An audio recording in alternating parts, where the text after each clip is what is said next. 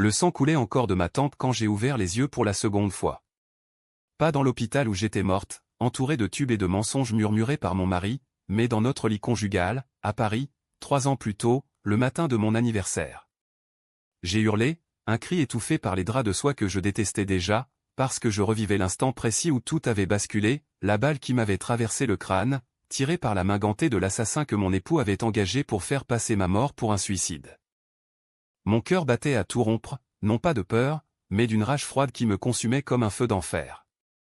J'étais Élise Moreau, la femme invisible, l'épouse parfaite qui avait tout sacrifié pour un homme qui m'avait trahi pour une fortune volée et une maîtresse aux lèvres empoisonnées. Et maintenant, je revenais, nue et vulnérable dans ce corps de 32 ans, avec la mémoire intacte de ma chute, le garage interdit, les ombres qui y dansaient, et le secret qui valait 5 millions d'euros, un secret qui m'avait coûté la vie. Je me suis redressé d'un bond, le souffle court, les mains tremblantes posées sur mon ventre encore plat, ignorant que dans cette vie-là, j'aurais dû être enceinte de 6 semaines.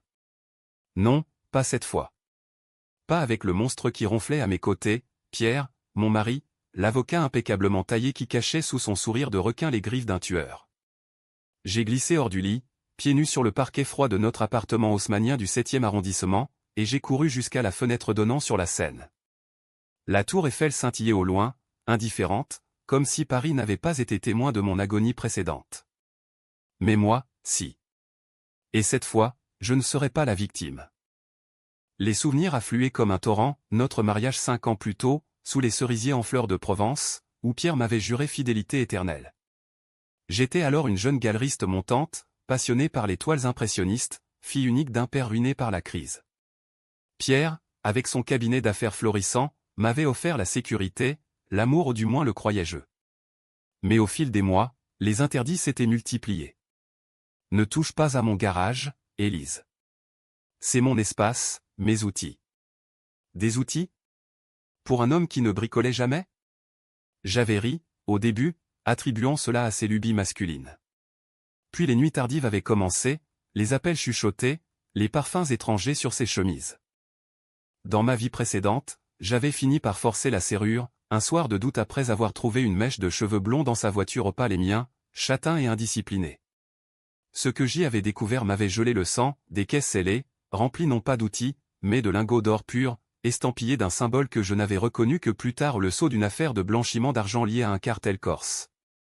5 millions d'euros, fruit d'un détournement colossal orchestré par Pierre avec sa maîtresse, une certaine Isabelle Duval, avocate comme lui, une blonde aux yeux de serpent qui avait gravi les échelons en écrasant les autres. Elles étaient amies, au début. Isabelle, la confidente, la meilleure collègue.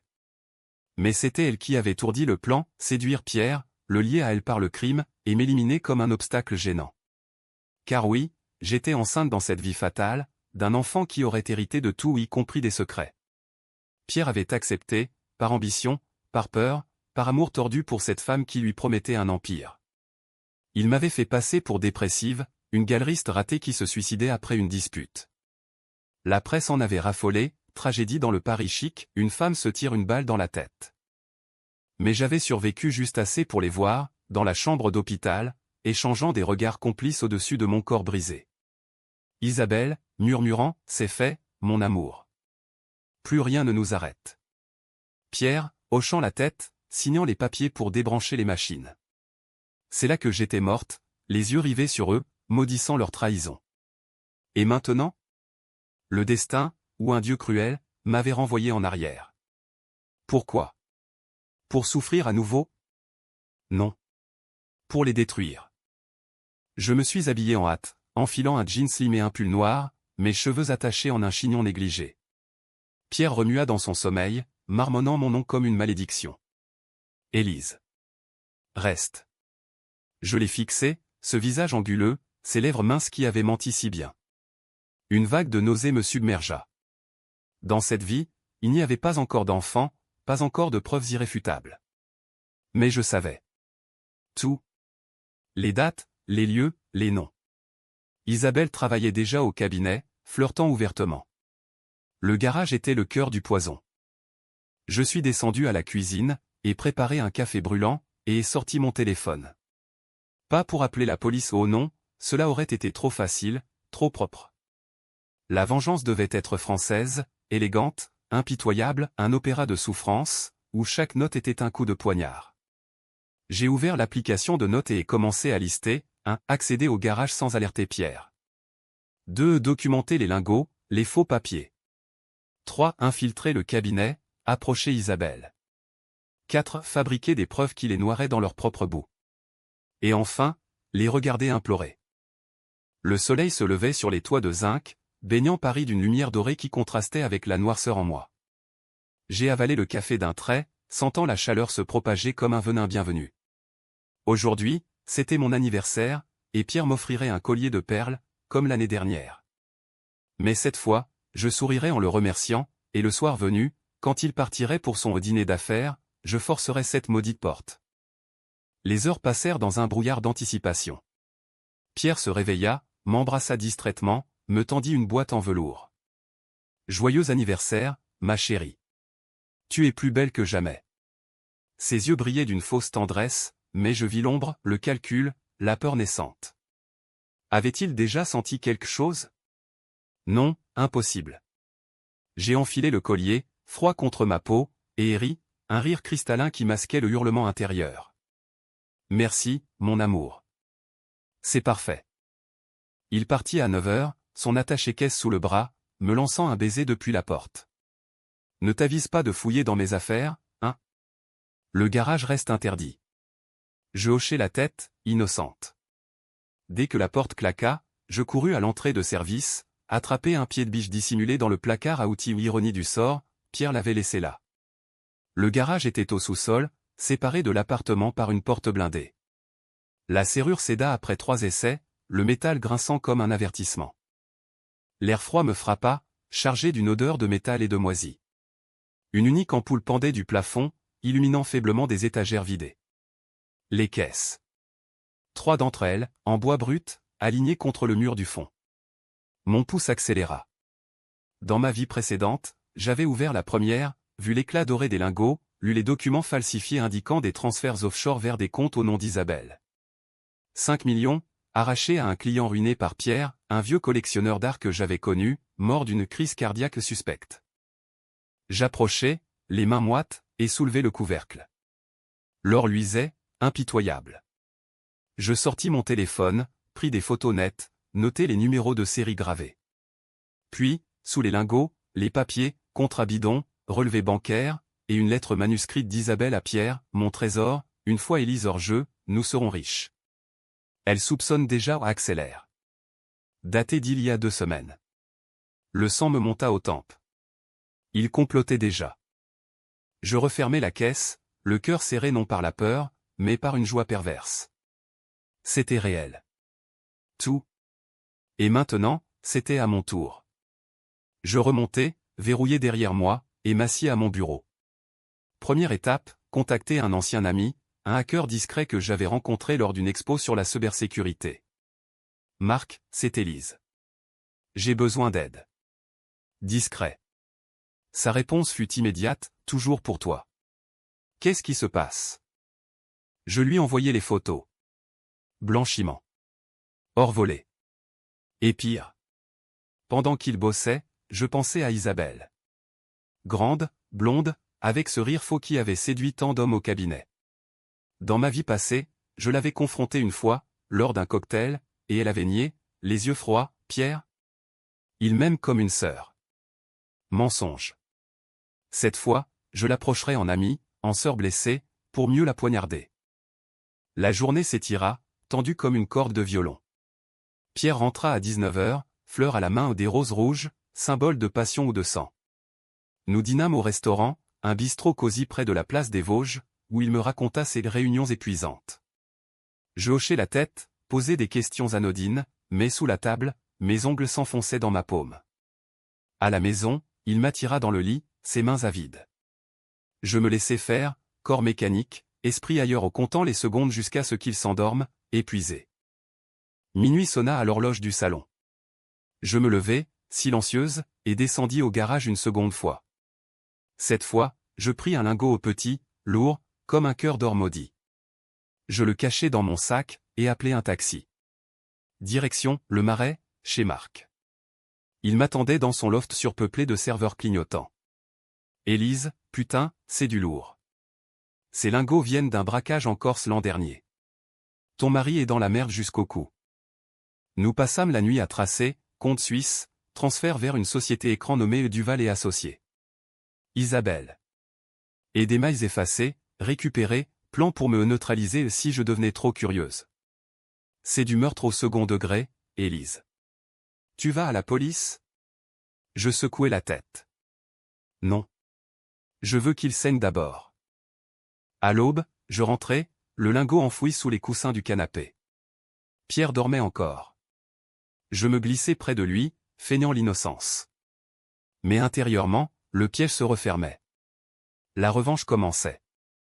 Les jours suivants furent un ballet de mensonges exquis, où chaque sourire que j'offrais à Pierre était une lame aiguisée. Je jouais la femme épanouie, visite à la galerie, où je vendais une toile de Monet pour une somme modeste, juste pour maintenir les apparences, dîner avec des amis communs, où je riais aux anecdotes sur le couple modèle Moreau. Mais la nuit, seul dans la salle de bain, je relisais les dossiers que Marc m'envoyait, preuves accablantes, connexions avec des figures du milieu corse, un réseau de corruption qui s'étendait jusqu'à des élus parisiens. Pierre n'était pas un simple escroc, il était un architecte du mal, et Isabelle s'amuse perverse. Je décidai de l'approcher en premier. Non par une brute cela viendrait plus tard, mais par ruse, comme dans ces romans de Dumas que j'adorais enfant, où la vengeance est un article. J'appelai le cabinet sous prétexte d'une consultation pour protéger mon avenir artistique. Madame Duval? Élise Moreau, l'épouse de Pierre. Pourrions-nous déjeuner? J'ai besoin de conseils. Féminin. Sa voix, au téléphone, était miel et venin, avec plaisir, Élise. Vendredi, au café de Flore? Le Flore, ce sanctuaire des intellectuels parisiens, avec ses miroirs anciens et son brouhaha chic. Parfait pour une embuscade verbale. J'arrivai en avance, vêtu d'une robe fourreau rouge aux couleurs du danger, les cheveux lâchés comme une cascade de châtains vengeurs. Isabelle surgit 10 minutes plus tard, grande et sculpturale dans un tailleur pantalon blanc, ses boucles blondes encadrant un visage de madone maléfique. Elle m'embrassa sur les deux joues, son parfum Chanel numéro 5, ironie me donnant la nausée. Élise, ma chère. Tu rayonnes. Pierre a de la chance. Nous commandâmes des salades niçoises, et je la laissai parler d'abord, son ascension fulgurante, ses victoires en cours contre des multinationales, sa passion pour la justice. Je hochai la tête, feignant l'admiration. Puis, je glissai, et Pierre? Il est si distant ces temps-ci. Tu le vois plus que moi au bureau. Son sourire vacilla une fraction de seconde, un tic imperceptible au coin des lèvres. Oh, c'est le travail. Les hommes, tu sais. Je ris, complice. Les hommes? Ou les femmes qui les rendent fous? Elle but une gorgée de vin, ses yeux bleus sont dans les miens. Était-ce de la suspicion? Ou du défi? Élise, tu es perspicace. Mais Pierre t'adore. C'est évident. J'acquiesçai, et changeai de sujet, lors, subtilement. J'ai entendu parler d'un client à vous, un collectionneur d'art. Mort récemment. Triste affaire. Pierre en parlait vaguement. Son fourchette s'arrêta à mi-chemin. Oui, une crise cardiaque. Affreux. Pourquoi? Curiosité professionnelle. Ces toiles valent une fortune. Elle se détendit, mais je vis la sueur perler sur sa tempe. Fin du déjeuner, elle proposa, revenons-en. Une prochaine fois. J'acceptai, et rentrai avec une photo volée sur mon téléphone, elle, posant devant la caméra de surveillance du café, un document dépassant de son sac un contrat similaire à ceux du garage. Ce soir-là, Pierre rentra tard, sentant le vin et le tabac froid. Dîner avec Isabelle, demandai-je innocemment, en remuant une ratatouille sur la cuisinière. Il sursauta, puis rit.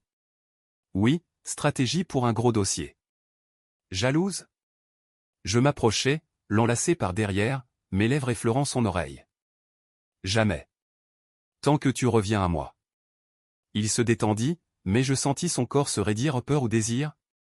Plus tard, au lit, il fut possessif, presque brutal, comme pour marquer son territoire. Je le laissai faire, enregistrant mentalement chaque gémissement, chaque mot doux mensonger.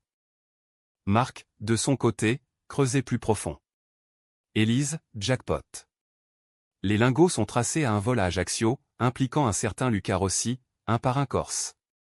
Pierre l'a rencontré en voyage d'affaires il y a 6 mois. Et Isabelle? Elle a un passé, fille d'un flic corrompu, blanchi par son père. Ils sont faits l'un pour l'autre. Je ris, un rire amer. Parfait. Maintenant, fabrique-moi un faux mail. De Pierre à Isabelle, compromettant, daté d'avant le vol. Il hésita. C'est risqué. Illégal. Marc, ils m'ont tué. Légal ou pas, je vais les enterrer. Le mail arriva le lendemain, ma chérie, l'or est à nous. Élise soupçonne rien. Bientôt, elle sera hors jeu. Je l'envoyai anonymement à un contact au parquet à un procureur que je connaissais vaguement via la galerie, un homme intègre nommé Laurent. Mais la vengeance ne pouvait être seulement judiciaire, elle devait être personnelle, viscérale. Je commençai à empoisonner leurs relations subtilement.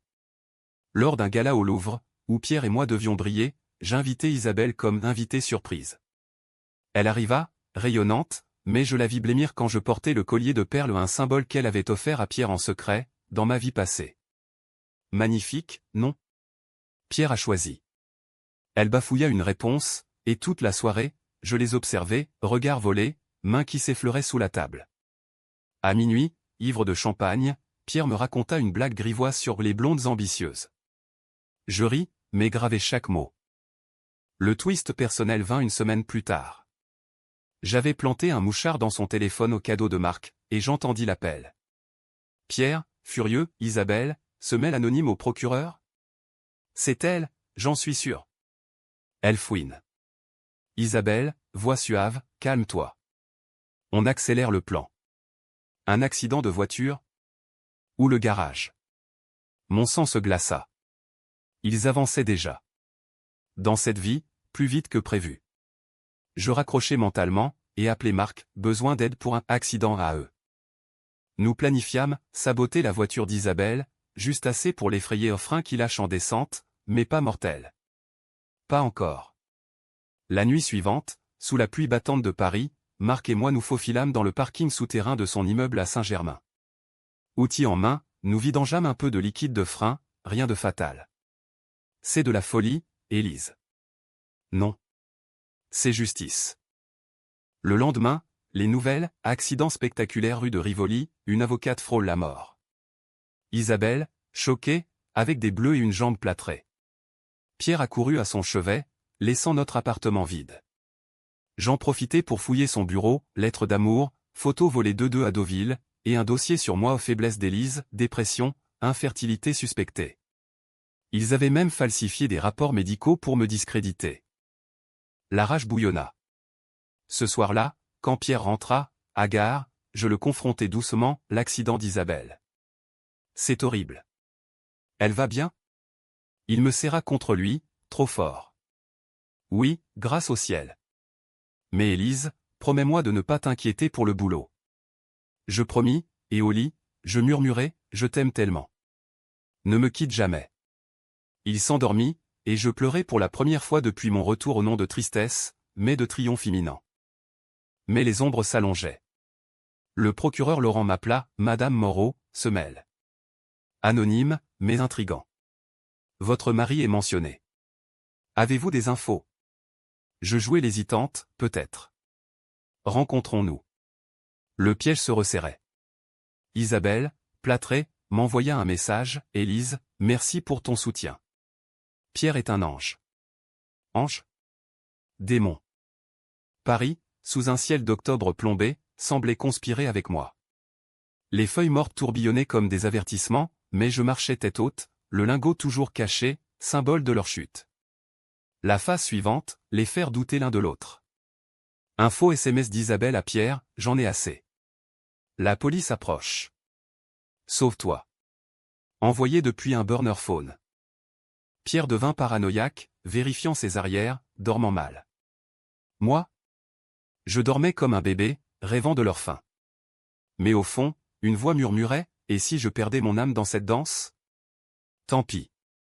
Ils avaient pris la mienne la première fois. L'hiver s'installa sur Paris comme un manteau de deuil, la Seine gelée reflétant les lumières de Noël qui clignotaient ironiquement dans les vitrines des Champs-Élysées. Pierre, de plus en plus nerveux, passait des nuits blanches à son bureau, prétextant des dossiers urgents. Je le laissais faire, cultivant mon rôle d'épouse dévouée, thé chaud au gingembre pour ses migraines, massage aux huiles essentielles qui masquaient l'odeur de son stress. Mais sous cette façade, mon plan avançait, couche par couche, comme un millefeuille empoisonné. Le procureur Laurent et moi nous rencontrâmes dans un café discret du quartier latin, entouré d'étudiants rieurs qui ignoraient le drame se nouant à leur table. Il était grand, les tempes grisonnantes, avec des yeux perçants de limier. Madame Moreau, se mêle. Il pointe du blanchiment massif. Mais pour inculper, j'ai besoin de plus. Des preuves physiques. Je souris, énigmatique. Et si je vous apportais de l'or? Vraiment de l'or. Ses sourcils se haussèrent. Risqué. Mais si c'est clean. Je lui promis le lingot pour la semaine suivante, après expertise discrète. En échange, il me jura discrétion absolue au pas un mot à Pierre, qui était un nom connu dans les cercles judiciaires. Soyez prudente, Élise. Ces gens sont dangereux. Dangereux? J'avais vu la mort de près. Cela ne m'effrayait plus, cela m'excitait. Isabelle, sortie de l'hôpital, boitait encore, mais son orgueil la poussait à reprendre le travail. Elle m'invita à un thé réparateur chez elle, un loft minimaliste à Bastille, avec vue sur la colonne de Juillet. Erreur fatale. J'acceptai, emportant un cadeau, un livre sur les poisons médiévaux, relié cuir, avec une dédicace à l'ami qui sait tout guérir. Elle rit, mal à l'aise, mais nous parlâmes des heures de la vie, des hommes, de la trahison. Pierre est loyal, Élise. Ne doute pas. Je feignis les larmes, parfois, je me sens si seul. Elle me consola, main sur la mienne, et j'enregistrai tout, son appartement, ses codes d'alarme, les tiroirs mal fermés. Cette nuit-là, seul chez moi au Pierre en voyage à Lyon, soi-disant, je piratais son ordi via Marc. Des mailles torrides, des virements suspects, et un fichier crypté, plan B Élise. Je l'ouvris, schéma pour un empoisonnement lent, via mon vin préféré. Mon estomac se noie. Il n'attendait que l'occasion. La décision controversée vint alors, ne pas attendre la loi. La loi était lente, corrompue au Pierre avait des amis haut placés. Non, je devais frapper fort, maintenant. Avec Marc, nous forgeons des faux, un enregistrement audio truqué où Pierre confessait le vol à un complice imaginaire, et une vidéo deepfake d'Isabelle négociant avec Rossi le Corse. C'est immoral, Élise, murmura Marc en applaudant. Immoral? Ils m'ont assassiné. Ceci est poétique. Je diffusais les faux anonymement sur un forum dark web lié au milieu, et copié à des journalistes freelance. Bientôt, les rumeurs enflèrent, scandale au barreau de Paris, avocats impliqués dans braquage corse. Pierre rentre à blême, accusant les concurrents de calomnie. C'est une chasse aux sorcières, hurla-t-il un soir, fracassant un verre contre le mur. Je le calmai, le berçant comme un enfant, mon amour, on va s'en sortir. Mais intérieurement, je jubilais. La paranoïa le rongeait, il fouillait mes affaires, vérifiait mon téléphone. Isabelle, elle, craqua en premier. Elle m'appela en pleurs, Élise, ces rumeurs. C'est affreux. Pierre et moi, on est innocents. Je l'invitai chez nous, prétextant un soutien mutuel. Quand elle arriva, boitant sur sa canne, je l'accueillis avec du champagne du vrai, non empoisonné. Pierre était absent, en réunion. Nous nous assîmes au salon, vue sur la tour Eiffel illuminée comme un phare de jugement. Dis-moi la vérité, Isabelle, dis-je doucement, versant le vin. Ces histoires d'or. Pierre m'a confié des choses. Elle hésita, puis avoua partiellement, c'est un investissement risqué. Pour notre avenir à tous. Notre? Le mot claqua comme un fouet. Incluant moi. Elle rougit. Bien sûr. Élise, tu es de la famille. Je ris, un rire qui la fit tressaillir. Famille? Comme la famille qui planifie ma mort? Ses yeux s'écarquillèrent. Quoi? Tu délires. Je sortis mon téléphone, jouai l'enregistrement truqué, sa voix, fabriquée, disant, éliminons-la. L'or est à nous. Elle blêmit, se leva d'un bond. C'est faux. Élise, tu es folle. Mais la peur dans ses yeux me confirma, elle savait. La confrontation dégénéra. Elle me traita de paranoïaque, menaça d'appeler Pierre. Je la retins par le bras, mes ongles s'enfonçant, tu l'as séduit pour l'argent, pour le pouvoir. Et moi? L'épouse encombrante, enceinte dans l'autre vie. Les mots m'échappèrent, un lapsus fatal. Elle fronça les sourcils. L'autre vie? Qu'est-ce que? Je lâchai prise, feignant la confusion. Rien. La jalousie. Elle partit en trombe, mais le mal était fait. Le lendemain, Pierre me confronta, « Que as-tu dit à Isabelle? Elle est hystérique. » Je pleurai, jouant la victime, elle m'a avoué l'affaire. L'or, les vols. Pierre, pourquoi? Il n'y a, furieux, mais je vis la fissure, le doute. C'est elle qui ment. Pour nous séparer. Le chaos s'installa. Appels anonymes, ombre dans la nuit Rossi, alerté par les fuites, envoyait des hommes. Pierre engagea un garde du corps, un gorille tatoué nommé Bruno. Moi? Je continuai mes visites au procureur, déposant le lingot anonymement via un avocat tiers. Expertise confirme, or volé, valeur 1,5 million l'unité. Origine corse. La tension culmina lors d'une soirée d'entreprise, au Fouquet's. Pierre, ivre, dansa avec Isabelle jambes guéries, robe pailletée. Je les observai de loin, un verre de Bordeaux à la main. Puis, approchant, je glissai à son oreille, « Profite, tant que tu peux. » Elle sursauta, Pierre me fusilla du regard. Plus tard, dans les toilettes, elle me coinça, « Arrête ça, Élise. Ou je te détruis. » Trop tard, murmurai-je. Le procureur sait. Dehors, sous la pluie, Pierre me gifla pour la première fois. « Que as-tu fait » hurla-t-il. Je touchai ma joue, le sang perlant. La vérité, mon amour. La tienne. Il s'effondra, pleurant, c'était pour nous. Pour un avenir meilleur. Mensonge. Pour eux. Cette nuit, seul dans le lit, il murmura dans son sommeil, « Pardonne-moi, Élise. » Je ne pardonnais pas. J'appelai Marc, phase finale. Prépare le piège. Paris, enguirlandé de lumière, masquait les ténèbres. Mais les miennes grandissaient, tentatrices. Étais-je encore la victime? Ou le monstre? La ligne s'effaçait, et cela me terrifiait autant que cela m'enivrait.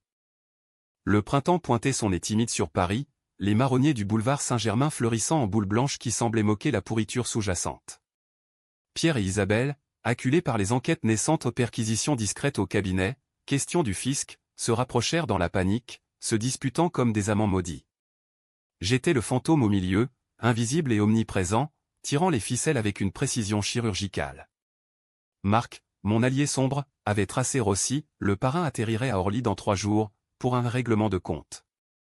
Le plan final était un chef-d'œuvre de controverse, les livrer l'un à l'autre, et à Rossi.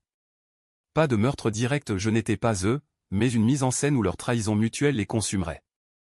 Décision morale? Aucune. Seulement la soif de voir leur masque tomber. J'infiltrai le téléphone d'Isabelle via un app malveillante, message forgé de Pierre à Rossi, Laure et chez Duval. Elle trahit. Et vice-versa, d'Isabelle à Pierre, Rossi c'est pour toi. Fuis avec Élise. Le chaos explosa. Pierre, fou de rage, confronte Isabelle dans son loft, j'écoutais via le mouchard, le cœur battant. Traîtresse. Tu l'as vendue aux Corses, hurla-t-il. Elle riposta, moi? C'est toi qui as tout gâché avec tes doutes. Élise sait, et tu la protèges encore. Ils se battirent, mots comme coups de couteau, révélant tout, le meurtre planifié, l'or volé au collectionneur mon ami Henri, empoisonné pour ses assurances. Il méritait pas, mais l'argent gémit Pierre. Isabelle rit, hystérique, et Élise. Une pute stérile qui t'étouffait. J'enregistrai chaque seconde, preuve irréfutable. Puis, anonymement, envoyé à Rossi les coordonnées du loft. Traître. Rendez-vous ce soir. La nuit tomba, lourde de menaces. Je me postai en face, dans une voiture de location, jumelle en main. À 23 heures, la Mercedes noire de Rossi s'arrêta. 3 hommes en sortirent, armes au poing. Cri à l'intérieur, où est l'or, salaud? Pierre et Isabelle, paniqués, s'enfuirent par l'escalier de service, se heurtant dans la ruelle. C'est ta faute, cracha TL.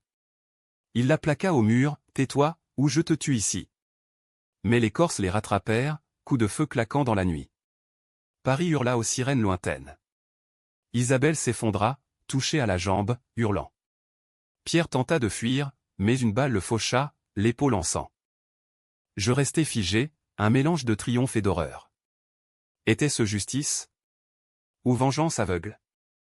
Les flics arrivèrent, embarquant tout le monde, Rossi et ses hommes, Pierre et Isabelle menottés, couverts de sang. Moi? Je rentrai, calme, et appelai Laurent, tout est là. L'enregistrement. Au petit matin, les journaux titraient « Bain de sang à Bastille, avocat parisien lié à cartel corse ». Pierre et Isabelle, hospitalisés sous garde, nièrent tout. Mais les preuves vraies et fausses les noyaient. L'or fut saisi, 5 millions rendus aux ayants droit. Henri, post-mortem, vengé. Pierre m'appela de sa cellule, Élise. Aide-moi. C'était une erreur. Je visitais, le vis derrière le plexi, brisé, l'épaule bandée. Erreur? Tu m'as tué, Pierre. Dans une autre vie. Il pâlit. Quoi? Tu es folle. Je souris. Non. Ressuscité. Et raccroché. Isabelle, de son lit d'hôpital, m'envoya un mot, monstre. Je brûlai la lettre. Mais le vide s'installa. La galerie prospérait sans l'ombre de Pierre, Marc devint un ami fidèle, Paris m'accueillit comme une reine. Pourtant, les nuits, les cauchemars revenaient, mon sang sur les draps, leur rire. Avais-je gagné? Ou perdu mon humanité? L'été enveloppa Paris d'une chaleur moite, transformant les pavés en miroirs de sueur et de secrets révélés. Les procès s'enchaînèrent comme un opéra wagnérien, Pierre et Isabelle, accusés de blanchiment, vol aggravé et tentative de meurtre au surmoi, preuve à l'appui via l'enregistrement. Rossi, extradé en Corse, chanta pour alléger sa peine, confirmant tout. Le barreau les radia, la société les cracha, anciens clients les poursuivaient, la presse les dévorait vivants. Le couple infernal de Paris, titrait-il. Je témoignai, froide, détaillant les découvertes du garage, les nuits d'espionnage. Ils m'ont trahi, monsieur le juge. Pour de l'or taché de sang. Pierre, en costard froissé, me fixa avec des yeux de damné, imploration muette. Isabelle, cheveux ternes, cracha, elle a tout orchestré. Cette folle. Le juge haussa un sourcil. Preuve. Les miennes, béton. Verdict, 20 ans pour Pierre, 15 pour Isabelle, plus amende colossale. L'or, confisqué, finança un fonds pour les victimes d'Harvey Ronnie, un legs à Henri. Je sortis du palais de justice, soleil dans les yeux, et respirai, libre. Pour la première fois. Mais le twist vint comme un coup de théâtre, enceinte. Pas de Pierre, mais d'une brève idylle post-trahison, avec un sculpteur rencontré à la galerie, un homme doux nommé Julien, aux mains calleuses et au cœur pur. Un miracle, dit le médecin. Dans ma vie passée, l'enfant avait été le déclencheur de leur haine, ici, il serait ma rédemption. Pierre m'écrivit de prison, pardonne. J'étais faible. Je ne répondis pas. Isabelle, plus vicieuse, envoya un avocat, divorce. Tout pour moi. Je ris, signé, gardant l'appartement et le garage, transformé en atelier d'art. Marc et moi fêtâmes au Flore, là où tout avait commencé avec elle. Tu l'as fait, Élise. Vengé. Je hochai la tête, mais ajoutai, à quel prix? Il posa sa main sur la mienne. La vie. C'est le prix. Des mois passèrent. Julien devint mon encre, Paris ma toile vierge. Je peignis, pour la première fois, un triptyque, ressuscité le sang, or, renaissance. Vendu aux enchères pour 1 million, ironie suprême. Un soir d'automne, seul sur un banc des Tuileries, je sentis le bébé bouger. La scène coulait, indifférente. Étais-je heureuse? Oui, d'une joie âpre, forgée dans le feu. La vengeance m'avait tué une seconde fois, mais je renaissais, vraiment. Pierre se suicida en cellule, 6 mois plus tard. Nouvelle, avocat véreux met fin à ses jours. Isabelle, brisée, purgea en silence. Moi? J'élevai mon fils, Adrien, sous les cerisiers de Provence, loin des ombres parisiennes. Et parfois, dans le vent, j'entendais leurs cris, justice.